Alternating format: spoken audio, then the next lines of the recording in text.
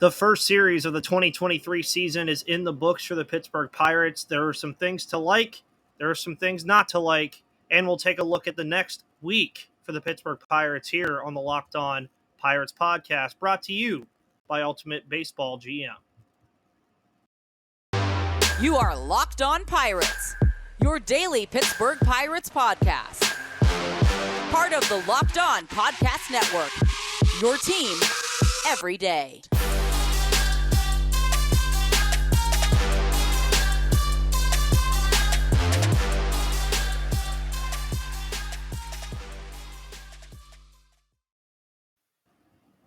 And welcome back to that Pirates podcast, everybody. It is Monday, which means Gary is here. And Gary, I know you're probably doing okay, but we're going to start today's show by just saying one thing. Thursday, I had a blast, obviously, because I won the bet against Stephen Offenbaker to where I do not have to wear red stuff on this podcast. Thank God. But going through being tagged in a lot of their posts, I saw a lot of Reds fans giving up on the season already after one game. Now we sit here on Monday, and the Pirates are 1-2 after losing the series to Cincinnati. Ethan Smith, yes, that is me speaking, is here to tell all of you, take a chill pill. As Aaron Rodgers said a couple years ago, relax, and we're going to watch some 159 more of these. Anyways, Gary, how are you today, brother? I'm good, man. It is what it is. You don't see people predicting like 74 wins like I did, seeing it as an optimistic pick, and then envision a series like this not taking place. I mean, like, they're not going to be a playoff team. So, yeah, they're not going to win all the time. And, of course, we were on the same page with the predictions for the season. I said 74 and 88. I definitely think that we're going to see, and I felt this way beforehand, so now this kind of looks bad for me saying this now. So I probably should have said this before the season started, because now after a 2 out of 3 loss to the Cincinnati Reds, this is going to sound like, oh, he's just saying this because of the first series. But I had the feeling that the last 2 years, this team was better at the beginning of the year and trickled down at the end of the year.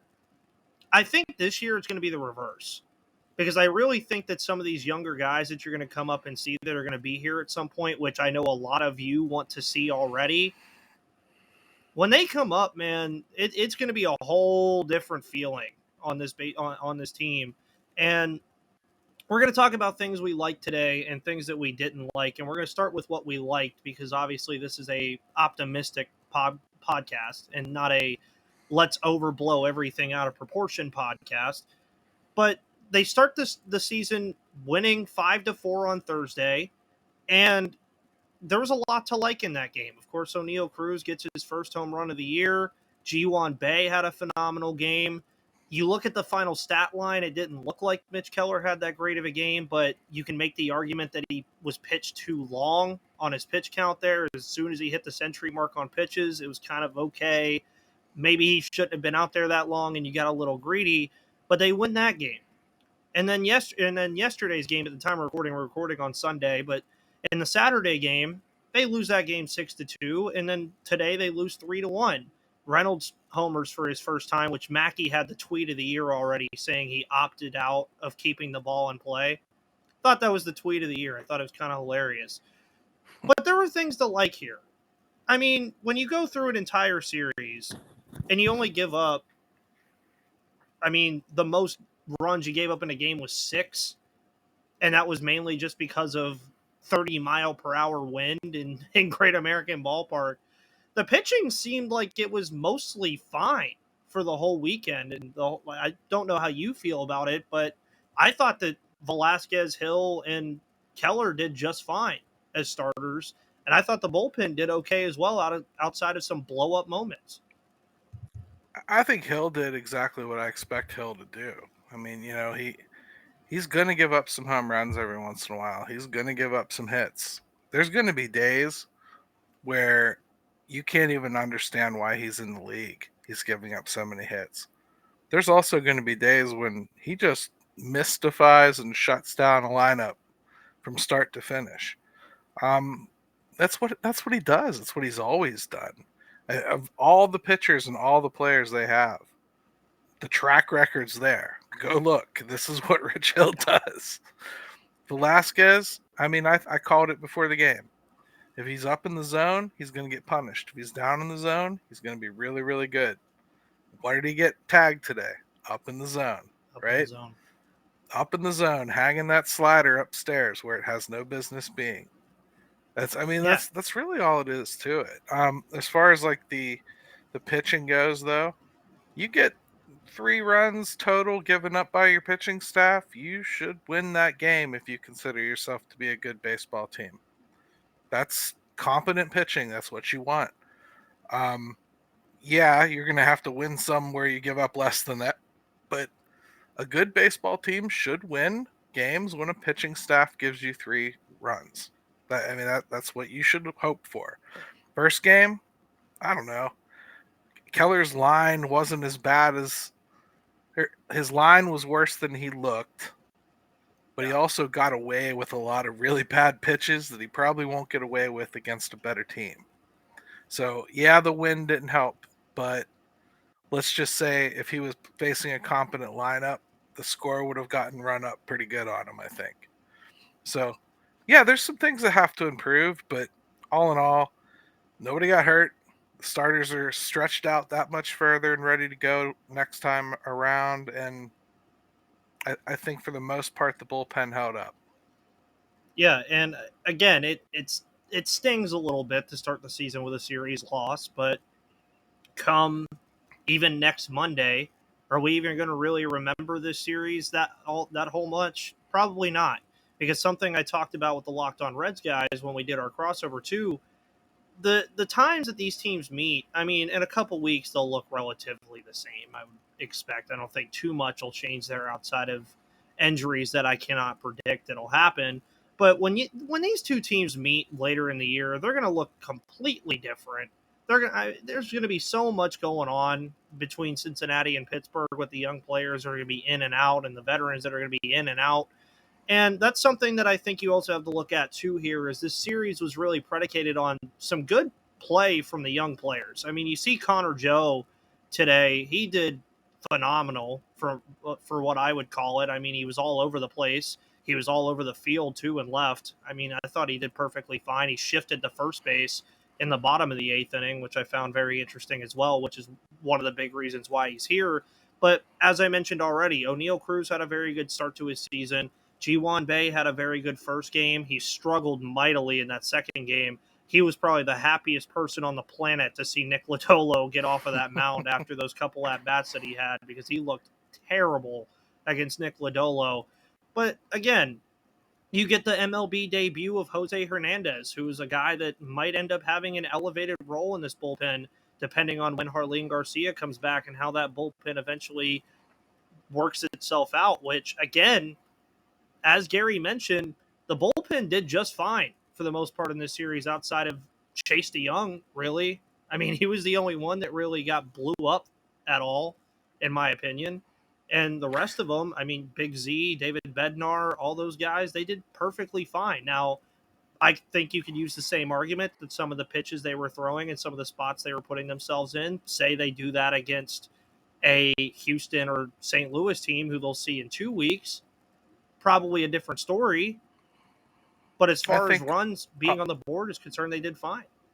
Offensively, they still have work to do with that runners in scoring position problem. Yes. Or runners on base even. I think they had 14 guys on yesterday's ball game, and you come up with 1 run and it's a solo home run.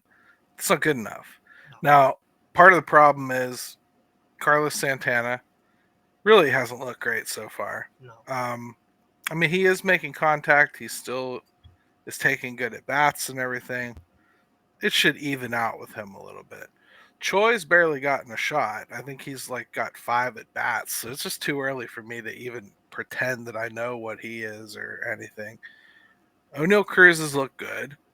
Ji-Hwan Bae had a really good first game.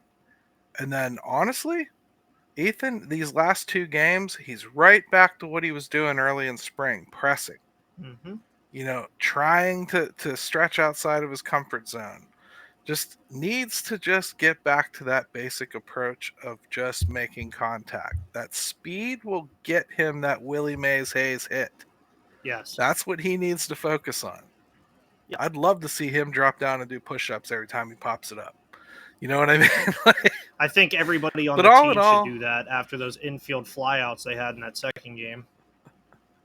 the offense, you got to give it a little bit of time. And if you're waiting for it to gel, Shelton's never going to allow it to. He changes the lineup all the time. That's what's going to happen.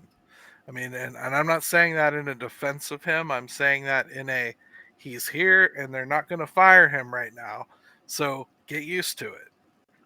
Yeah, do not get used to the same batting order. Do not get used to the same batting lineup. Gary jokingly is on pace for the tweet that he had on opening day, where he said there would be 150 different lineups. So far, we've had 160, or we're on pace for 162 so far. And let's include that, as mentioned, as I said earlier, that is not including all these young players that are going to eventually come up as well. But we'll get into some things, more things that we didn't like, considering that kind of trickled in there on the back end of that first segment for things we did like. But hey, they at least didn't get swept. They had a very good shot of it if the catcher for the Reds can just field a ball in the dirt, because that's how they scored most of their runs on Thursday. But hey, a win is a win.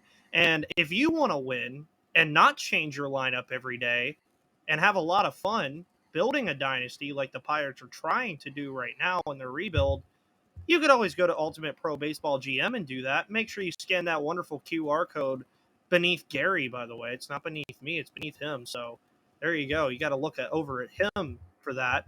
But Pro Baseball GM is the coolest game I've played in a long time. I've always thought I could be a great Major League GM. As it turns out, it's not all that easy. I've made some bad takes on this podcast in the past couple of years that didn't work out, and I've made some bad takes on Pro Baseball GM that didn't work out. If you've had the same thought and have fantasized about managing your own franchise, go and download Pro Baseball GM immediately.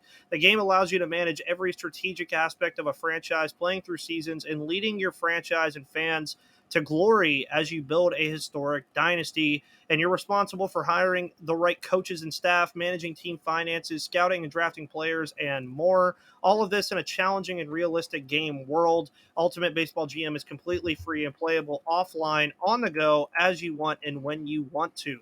And Locked On Pirates listeners get a 100% free boost to their franchise when using the promo Locked On in the game store. So make sure to check it out. To download the game, just visit probaseballgm.com, scan the code on this podcast or on the website to look it up on the app stores. That's probaseballgm.com. Ultimate Baseball GM. Start your dynasty today. I will not be changing my lineups that much in Ultimate Pro Baseball GM because the sim takes like 5 minutes. What's the point of me changing my lineup every single game and making it super long? Most of you guys could probably be asking that about Derek Shelton. But there was a promising thing that I actually did forget here, is that it did seem like for the first time in the Derek Shelton managerial era that he was kind of giving his starters some leniency on pitch count. It finally felt that way for once. It's like Mitch Keller, again, it sucked to see how his start ended with Vossler going down the line, which I want to add, the Locked On Reds guys, especially Steven, said, why is Jason Vossler on this team? And then he immediately hits a 2-run double to tie the game. So, all of us NL Central hosts are all like this. Why is this guy on this team? And then he hits like a home run. Anyways, you look at how the starters did, and albeit, I mean, they went, 4 innings, 5 innings, 5 innings, I believe, was the amount of innings pitched for all 3 of them. Pretty solid. 4 and change. Yeah. I mean, I'm okay with that. But on top of the not liking category, like you said earlier, man, I mean, you got to put up runs in a game where you only give up 3 if you're this team. Your pitching staff is not going to do that for you that much. I mean, for one thing, Rich Hill is never really going to give you more than 6. That's what he does. Again, The track record is super long. You don't have to think that I'm trying to be smarter than everybody else to tell you that. Rich Hill's going to give you 5-6 innings. That's what he does. Period. And he's going to give you 2-3 runs of, giving up some runs. I mean, like, it's going to happen. Mitch Keller's got to do better, and he will. I think it's mostly a matter of just settling in for him. I believe that'll happen. And it's not like him, at least what he's become, to get that focused on missing bats and get away from his core of trying to get weak contact with that two-seamer. He almost lost that entirely in the first game. And I actually think he hurt himself with the pitch count there. Mm-hmm. Vince, I don't know what he is, man. He's never stuck as a starter. No. There's a reason he's never stuck as a starter. It's because this is what he does sometimes, man. He can come out and give you a great inning, but you don't know. But Shelton, in many ways, I think, Ethan, is stuck with this right now. He has to let the starters go because they don't have a long man. No. They just don't have anything that can make up those innings. The innings got to come from somewhere. And he knows better than to kill that bullpen early again. Yeah, I mean, the last 2 years, we've seen this bullpen, for all intents and purposes, get off to top 10 in Major League Baseball starts in terms of ERA and some of the major statistics that you see from bullpens. But because they were being used so much, May, June, and July would come by, and that's when you would see Will Crow get beat to a pulp in an inning or Chase DeYoung get blown up in an inning and all this other stuff. So I agree with you 100%, which is where with the Vince Velasquez thing, yes, I understand a lot of listeners of this podcast, listeners of your podcast, Pirates fans in general, would rather see a Luis Ortiz or somebody else in that spot right now. But you have to at least see what you have. I mean, you got to at least see. Can I interject something there real quick? Yes. You may want to see Luis Ortiz. You wouldn't very long. I'm telling you right now. You wouldn't. It's very real that he has got to get a better off-speed pitch. Doesn't have to be a changeup, but he's got to have something to take the bat speed away from people. The fastball is insane. But if you don't have anything to change that for batters, you will start getting roped. Yeah. And if you want him to be everything he could be, and God, he could be so special, please shut the hell up and let him learn his craft and come up here and be what you hope he can be. He's not an answer right now. Sorry. Yeah. And that's where, to the point that I was making, what that allows you to do is it allows you to get Luis Ortiz to learn something as far as what off-speed pitch does he want to use and which one can he hone his skill on and which one can he get really good with. And while Vince Velasquez is in the starting rotation, like he will be for the foreseeable future, if it works out, great. You got another starting pitcher on your roster. If it doesn't, Gary, what did you just say the Pirates bullpen doesn't have right now? A long relief option. That's at worst what Vince Velasquez can offer you at this point. And then if he doesn't work out in that spot, then he shouldn't even be on this team, period. I mean, that's all the answers I can give you. If he works out as a starter, he stays a starter. If he doesn't work out as a starter, there's your long inning relief guy out of the bullpen that you can use for 2 or 3 innings and tell Vince Velasquez to just go in there and throw his best stuff. That's fine. While you're also a lot of this is a little bit of a tailspin from the JT Brubaker injury too, because yes. You have to believe Johan Oviedo was probably expected to be that long man. Mm-hmm. And, to just kind of have to change your plans last minute there, I actually think they've done pretty well masking the issues there with the bullpen. And it probably has come with what you said, just allowing the starters to go that little bit extra. Yeah, and I mean, on top of that, too, we heard news about that on Sunday that Brubaker was sent to the 60-day IL, so that's going to be a problem for a while, possibly. I mean, it depends on what the severity of that injury is, and as Gary mentioned last week, it's an injury that he's had before, and it's not an easy injury to come back from. So it could be an issue for a while. And it's something that I think the Pirates are going to just have to manage with. I still don't think they've officially said yet, but it sounds to me like it's probably going to be the majority of the season, and that's not great. So, he's an innings eater, if nothing else, despite what you think of him, a fourth or fifth starter, whatever you guys want to call him. The innings were his real value. And that's a lot of innings to cover. Now, if you're somebody that's prospect hugging and you need to see it, the chances just increase that Mike Burrows is going to get significant time up here this year. Yeah, it's a very, very real possibility that we see Johan Oviedo, Mike Burrows, and at some point, maybe even Luis Ortiz, all on this roster at the same time. Now when I say that, I'm talking like August. Like that's like way down the line this year.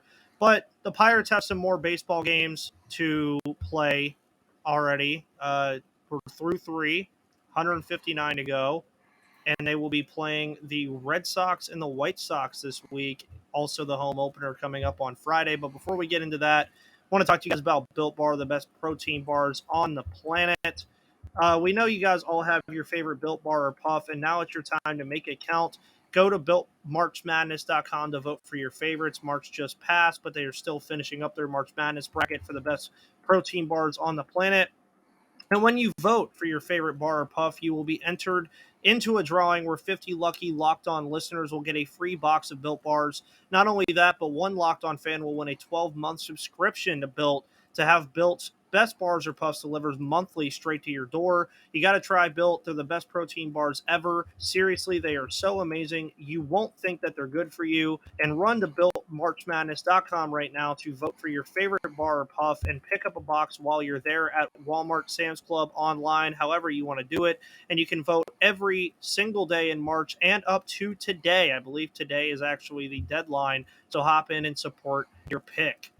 So, speaking of picks, me and Gary, of course, said that we expected a 2 out of 3 series win for the Pirates here. That did not happen. I would like to point out that inside the Bucks basement game recaps at this current moment, I am the only person that has written one that was about a win. So if the Pirates lose tonight and then win Tuesday, I think Ethan's going to have a lot more of a workload coming in his future. But we get the Red Sox to start things off. I believe the Red Sox won their game yesterday. They did. So they scored 9 runs. Oh, my God. I did not look at this series that much outside of the opening. Oh, you didn't see that game? Oh, yesterday? Chris Sale got blown up in that game. Yeah, Chris Sale got blown up in that game. And, I mean, he gave up almost all the runs that were against them. Bottom of the 9th, easy fly ball to left field. Guy just dropped it. And then Duvall hit a 2-run homer to win it. Nice. Well, the game should have been over. One thing I can see from what the Red Sox did this weekend against Baltimore, they lose the first game on opening day. I remember hearing about that because Adley Rutschman broke some opening day record. But the Red Sox scored 9 runs in every single game that they played this weekend. Yep. 10-9, 9-8, 9-5. So I guess your recipe for success for the Pirates is scoring more than 9 runs. Let's point something out here. The Pirates didn't do that this entire series, scoring 8, if I can do math. But, I mean, again, you look at a series like this, tomorrow it looks like, or tonight actually, it looks like it's going to be Cutter Crawford and Johan Oviedo. That means we'll get Contreras, I believe, on Tuesday and Keller on Wednesday. Yeah, it'll be Pivetta and Contreras on Tuesday and Keller and Kluber on Wednesday. So I think one thing is evident if we're talking about the Red Sox here, which, by the way, we'll have a crossover with Locked On Red Sox in the afternoon. This is coming up in the morning. Their pitching is not great. So that's the one thing that I would just say, and that's something I knew coming into this year, that their pitching is just not that great. But playing at Fenway is always difficult. I'm very stuck on what I would want to pick here because it is a semi-talented team. I mean, I don't think they're going to make much noise in the AL at all, let alone their own division. They could. I don't see it happening. But as far as the Pirates are concerned here, 1 of 3 to start off things, and then the White Sox, I think they win. How many games are against the White Sox? 3? 3. I think they split, or I think they win the White Sox series 2-1 and lose the Red Sox series 1-2. So that's 3-3. That's what I would expect. I was going to go 3-3 expect. as well. So this isn't going to be very much fun if we're going to pick the same thing every week. Well, but I'm going to go 3-3. I almost want to pick them to win 2 of 3 in Boston, coming off of a series where they lose to Cincinnati. But then, as I kept telling myself before we started, that first series doesn't really matter. Just like, no offense, this one against the Red Sox, it's still early. Really, the first week and a half is always really weird because there's just so much going on and so many moving parts. And you're seeing that with the Pirates already, how we mentioned about the JT Brubaker thing. JT Brubaker, in all honesty, would have probably pitched today if he was not hurt.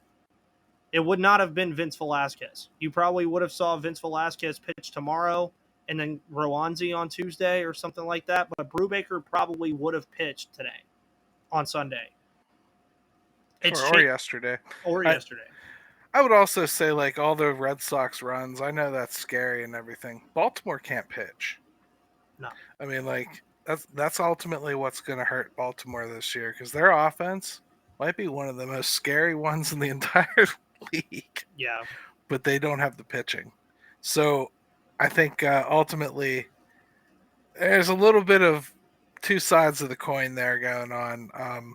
Bottom line is, series to series, teams play differently. Yes. It's really about what you think you can get done in a certain place. I think the Pirates are in okay position to play well in Fenway Park. They have more right-handed bats than they used to. They have a few guys that can poke a ball pretty far out there and take advantage of the monster. That's what you have to do in Fenway to win. And they're not loaded with left-handed pitching, so they're not going to be facing right-handed strong batting lineups. I think they should do okay there. When you get home, the Sox are good. The White Sox are good. And depending on what they get, you get Dylan Cease and Giolito, you're in trouble. And I think we only get Giolito. So I can confirm that hopefully here. They get Giolito. Oh, God. They get Giolito on the home opener, of course. They get Clevenger on Saturday, and then they get Kopech on Sunday. Oh, my God. I just still see so it's doable. I still, and this is how I'll end the show today. McCutchen coming back on Friday is going to be a very emotional moment for a lot of people. It's going to be a very emotional moment for everybody there. I've heard the ticket prices for that game have been pretty crazy. I've heard that the crowd for that game is expected to be pretty crazy. Even with Giolito pitching, and I know that's an uphill battle, I just see no way they lose that game. I just don't. Which tells me in every single world possible, and should tell you every world possible, that because Ethan Smith, your host of the Locked On Pirates podcast, doesn't see the Pirates losing that game, they'll probably lose like 9-0. So if you're going to FanDuel this week, on Friday, just bet the White Sox money line as much as you want because of what I'm saying right now. But Gary's predicting 3-3, if I got that correct. I am also predicting 3 of 3. So we were an 0 this weekend, but there's 159 more of these games. So, I mean, that's the one thing I think that we could take as a takeaway here is, does it suck to lose 2 of 3 to Cincinnati? Yes, it does. Later in the year, that cannot happen. That's just how I feel about that. That kind of thing cannot happen later in the year once they get their feet under them. And to be rightfully so, I don't think it will happen once their feet are under them.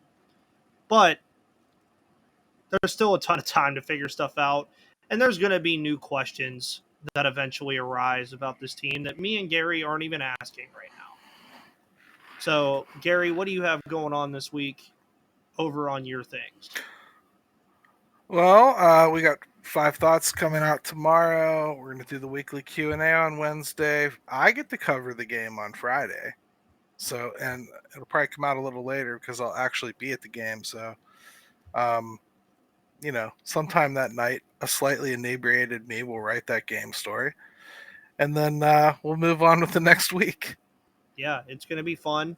Obviously, we'll see Gary next Monday after they play the Red Sox and the White Sox this week. Next week's predictions are going to be real fun with the week that they have after this week.